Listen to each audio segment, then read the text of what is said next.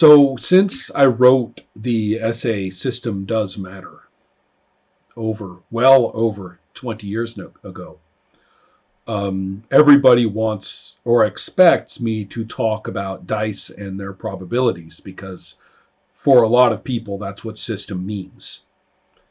And I love dice and randomizing methods and probabilities. But I've always thought that you have to put them in the right context for us to talk about what any kind of probabilistic system, what details in order to discuss their details, we have to have some things that are very well established among all of us. And for the first time in those 20 plus years, I think we do.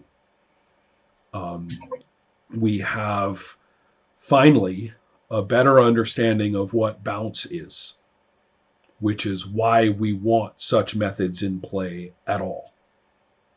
And as I always have to say, it's not just about dice. It can be any randomizing method, and it might not even use objects. There are randomizing methods, there are bouncy methods that don't use numbers. So we know all that. But for the moment, we'll just talk about dice as being an exceptionally easy example. The other context, the other part of the context, is something that's really recent, which is to say that for a lot of these methods, what really matters is not what success means, it's what failure means.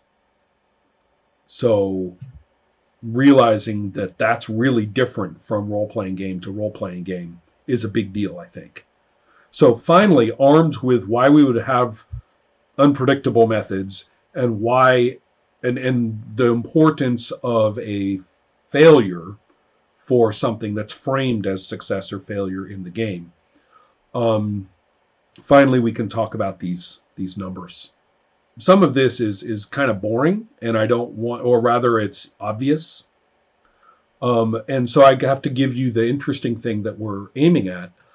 I have, over a number of years, always found myself scribbling some alternate version of Legendary Lives. So finally getting to play it again very extensively a year ago, and then having all these other people play it, has sort of started me again on just coming up with something that I would like to use that system for, or something similar to that system.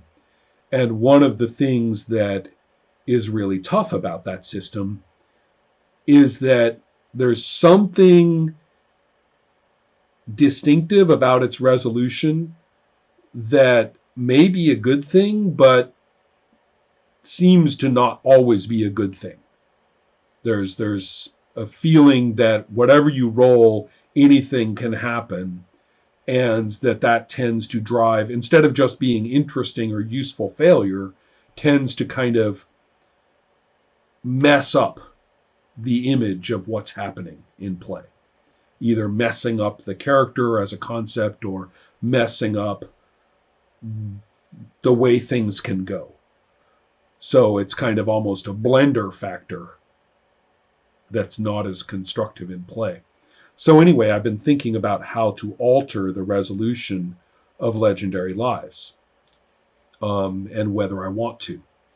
So that's where I'm really going with this, is looking at the Legendary Lives resolution and wondering what to do with it. So far so good. As to, this is partly a game design conference. And we don't have any of the Legendary Lives veterans here, which is too bad. So I think what I'll probably do is bother them for their views once we get this going. Also, it's relevant to some of Lorenzo's design considerations. So I thought I'd start with a concept which is just to get us in the right mood to talk about the Legendary Lives problems. And so what I want you to do is to relate these to games that you've played. First one is that the easiest resolution system mathematically known to humans, if we're talking, let's focus on just incredibly easy success and failure. In fact, let's focus on striking an opponent with a weapon. And so for purposes of this discussion, that is the single thing anyone would ever want to do in a role-playing game, is to have your character hit another character with a weapon. And that's it. So let's just do that. So the easy method I was talking about is well known to all of us. You have a single die marked from 1 to 20, and you roll it. And I know that there's always the roll high, roll low problem. We all know that doesn't mean anything. And so we'll just keep, for purposes of comparison, let's say you're trying to roll a certain number or under. So you're basically treating it as a percentage die marked out in every 5 numbers. So that's what we can think of as kind of this baseline idea.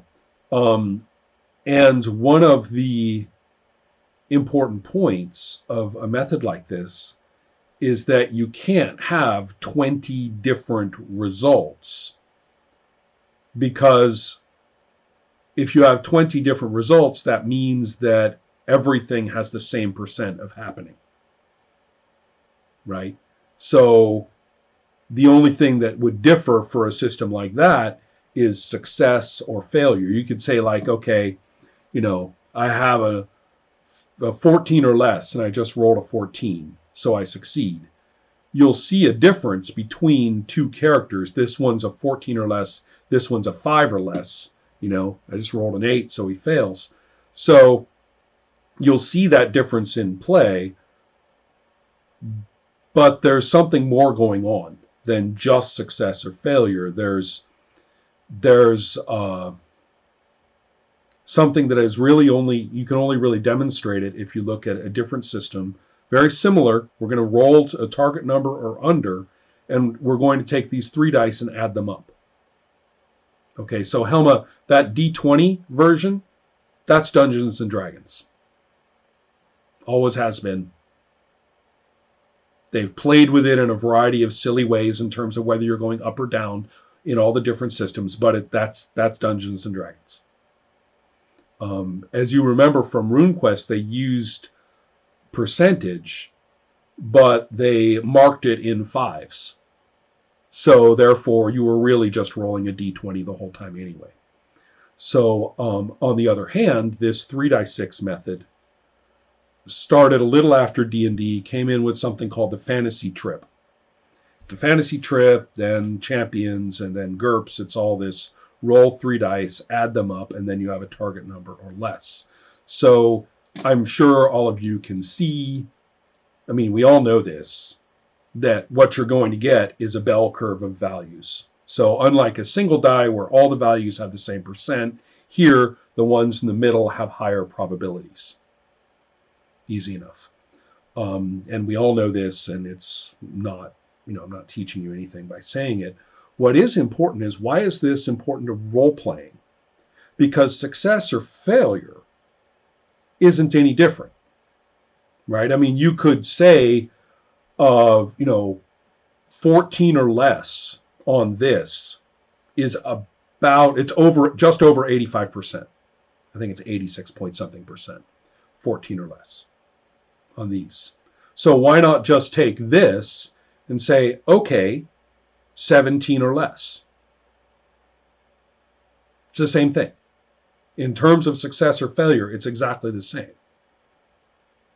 So what do we get out of having a bell curve at all?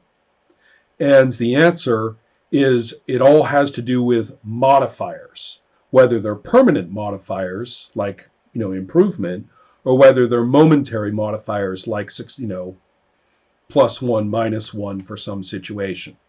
Or you have +1 because you have a skill with a sword that gives you +1 to your baseline value. So, that sword is a +1 for your number. And the difference is this. In a percentage system, plus 1, or really any fixed percent, modifies your value by the same amount. So say you have plus 5% because of something in a percentage-based system, or a D20, any flat curve, flat distribution.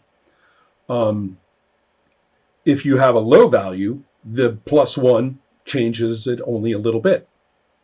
And if you have a middle value, it changes it by only a little bit. You have a high value, it only changes it by a little bit. It's the same modifier at any point on that distribution. But in this system,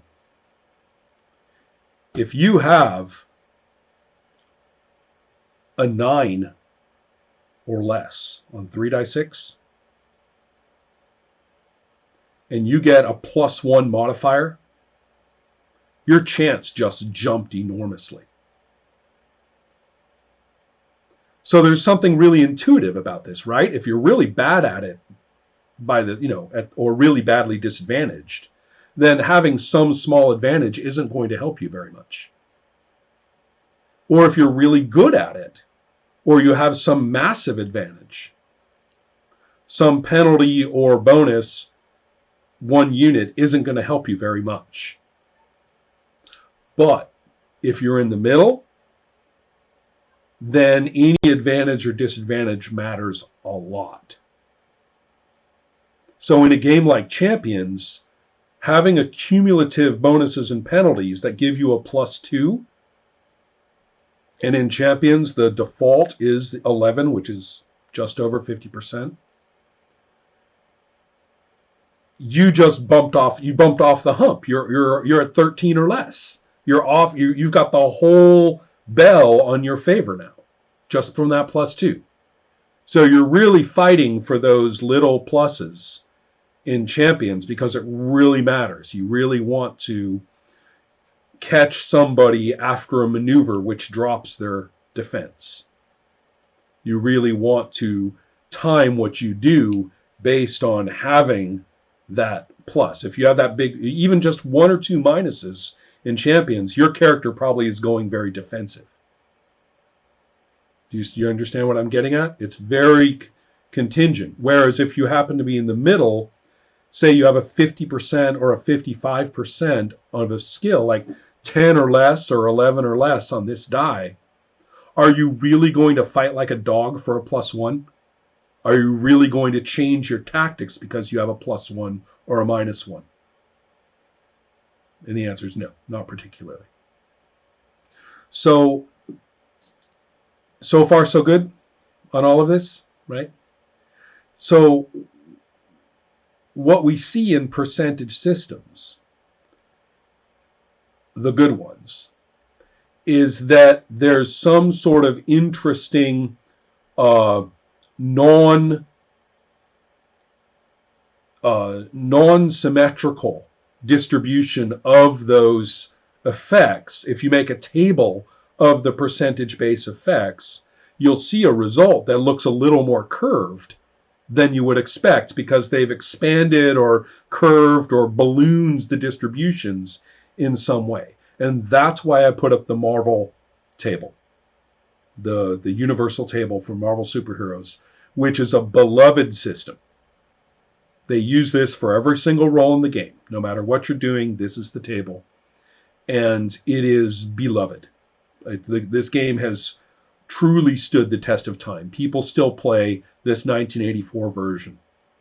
And the various reboots of the game, the most famous of the recent ones is called Phaser Rip, don't alter it particularly.